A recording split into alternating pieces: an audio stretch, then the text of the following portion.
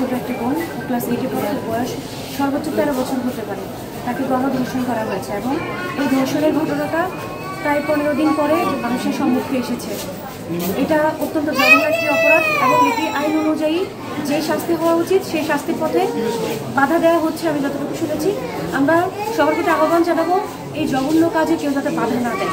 আমরা এখানে আসছিলাম, আমরা দেখে গেছি, আমরা সব কিছু খোঁজখবর নিচ্ছি, নেওয়ার পরে যে সর্বোচ্চ সাজা দেওয়ার জন্য যারা অপরাধী, যারা এটার সাথে জড়িত, যাদের বিপক্ষে অভিযোগ হয়েছে ইতিমধ্যে তাদেরকে গ্রেপ্তারের জন্য আমরা সর্বোচ্চ সহায়তা করেছি এবং প্রশাসনকে আমরা সহায়তা করেছি। প্রশাসন ইতিমধ্যে আমরা শুনতেছি 4 জনকে নাকি গ্রেপ্তার করেছে, সন্দেহভাজন হিসাবে গ্রেপ্তার করেছে।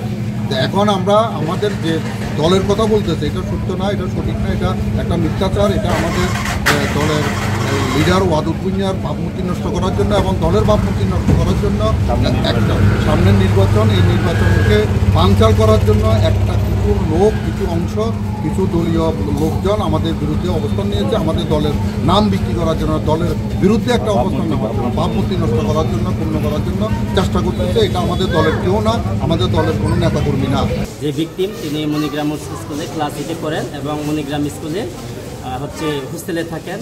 তিনি সেখান থেকে চলাচল করেন ওই যেখানে রথযাত্রা মেলা হয় সেখানে। তো রাত গভীর হওয়ায় আসতে না পেরে ওনার আপন কাকা উনি ভাইবনসারা পুলিশ পাড়ি পুলিশ ক্যাম্পের সামনে যে পুলিশ পাড়ি ওইখানে বাসা ভাড়া থাকেন, ওইখানে ঘুমানোর জন্য যায়।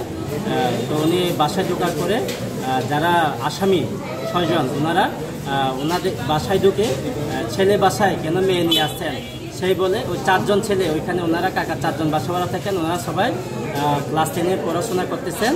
ওনাদেরকে হাত পা বেঁধে ওনাকে মারধর করা হয়। টানা 7মবারের মতো বেস্ট টিস্যু পেপার ব্র্যান্ড হিসেবে স্বীকৃতি পেয়েছে বসুন্ধরা টিস্যু। মারধর করার পরে ওনাকে রুমে তালা দিয়ে মেয়েটাকে গণধর্ষণ করা হয়। গণধর্ষণ করার পরে ওনাদেরকে হুমকি দিয়ে ছেড়ে দেওয়া হয়। তারপর মেয়েটা বাড়িতে চলে যায়। বাড়িতে যাওয়ার পরে উনি ভেঙে পড়েন এবং নিজে নিজে বীজ খেয়ে নেন। খেতমরা ওষুধ বলা হয়, এই যে বীজগুলো এগুলো খেয়ে নেন।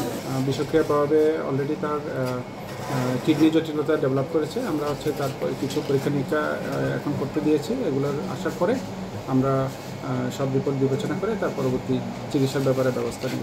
অবস্থা খুব খারাপ, সিরিয়াস। এখনও তার যদিবার সেন্স গতকাল ছিল না, আজকে ফিরে আসছে। আসার পরেও কিন্তু তার এখনও কথা বলার সেই শক্তি নাই।